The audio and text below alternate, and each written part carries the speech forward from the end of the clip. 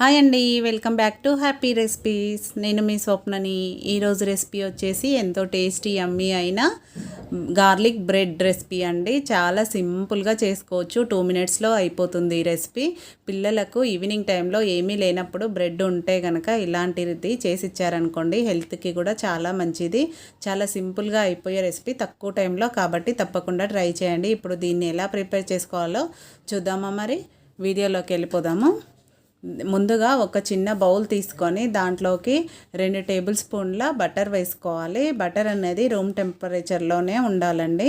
Fridge నుంచి తీయగానే వేసుకోకూడదు. కొంచెం రూమ్ టెంపరేచర్లో వచ్చాకనే వేసుకున్నాక ఒక 1/2 టీ స్పూన్ అంతా రెడ్ చిల్లీ ఫ్లేక్స్ వేసుకోవాలి. అలాగే కొత్తిమీర సన్నగా కట్ చేసుకొని వేసుకోవాలి. నెక్స్ట్ ఒరిగానో మీ దగ్గర ఉంటే వేసుకోండి, లేదంటే స్కిప్ చేయండి. ఈ ప్లేస్లో కొంచెం కసూరి మేతి వేసుకున్నా కూడా బాగుంటుంది.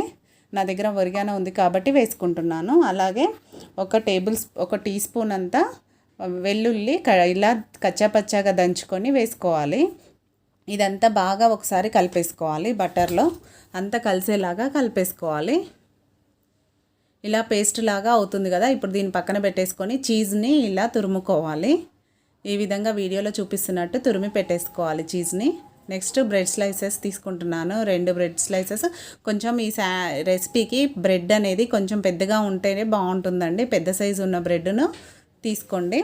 శాండ్విచ్ బ్రెడ్ అని దొరుకుతుంది కదా, అలాంటిది తెచ్చుకోండి. ఇప్పుడు దానిపైన ఆ పేస్ట్ని మొత్తం అప్లై చేసుకోవాలి ఒకవైపు.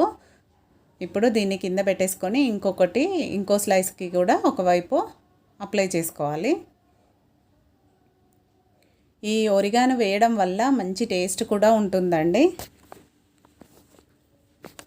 ఇప్పుడు రెండిటికి పెట్టేసుకున్నాం కదా. స్టవ్ పైన ప్యాన్ పెట్టుకొని, ప్యాన్ మరీ ఎక్కువ హీట్ అవ్వకూడదు, మీడియం హీట్ అవ్వగానే మనం అది పేస్ట్ అప్లై చేసింది అటువైపు పెట్టుకోవాలి. ఇప్పుడు దానిపైన చీజ్ మొత్తం వేసుకోవాలి.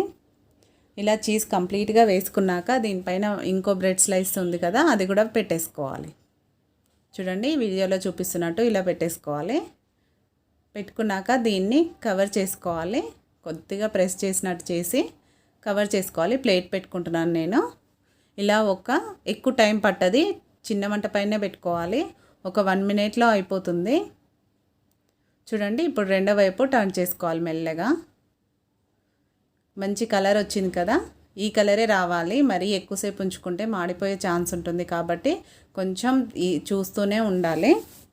చూడండి పర్ఫెక్ట్గా వచ్చింది కదా, రెడీ అయిపోయినట్టే మనకు. ఇప్పుడు ప్లేట్లోకి తీసేసుకొని కట్ చేసుకోవడమే. చాలా బాగుంటుందండి. మనము చిల్లీ ఫ్లేక్స్, ఒరిగానో కూడా వేసాం కదా, తింటుంటే పంటికి తగులుతూ చాలా టేస్టీగా ఉంటుంది. కాబట్టి చాలా సింపుల్గా చేసుకునే రెసిపీ కూడా ఈజీగా తక్కువ టైంలో అయిపోతుంది, కాబట్టి తప్పకుండా ట్రై చేయండి. మధ్యలో చీజ్ పెట్టాం కదా, చూడండి చీజ్ అనేది స్ప్రెడ్ అవుతూ ఉంటుంది. ఈ విధంగా చేసి పెట్టేశారనుకో, పిల్లలు కూడా ఎంతో హ్యాపీగా తినేస్తారు. బ్రెడ్ తినని వాళ్ళు కూడా ఇలా చేసి పెడితే ఈజీగా తినేస్తారు, కాబట్టి తప్పకుండా ట్రై చేయండి. ట్రై చేసి మీకు ఎలా కుదిరిందో కామెంట్ పెట్టండి. అలాగే ఈ వీడియో కనుక మీకు నచ్చితే ఒక లైక్ చేయండి, మీ ఫ్రెండ్స్కి, రిలేటివ్స్కి షేర్ చేయండి. మరిన్ని కొత్త రెసిపీస్ కోసం హ్యాపీ రెసిపీస్ ఛానల్ని వెంటనే సబ్స్క్రైబ్ చేసుకోండి. పక్కనే ఉన్న బెల్ బటన్ని కూడా యాక్టివేట్ చేసుకోండి. యాక్టివేట్ చేసుకోవడం వల్ల మేము పెట్టే న్యూ రెసిపీస్ అని మీకు నోటిఫికేషన్లో వస్తుంది. Thank you for watching. Bye అండి. మరో మంచి వీడియోతో మళ్ళీ కలుసుకుందాం.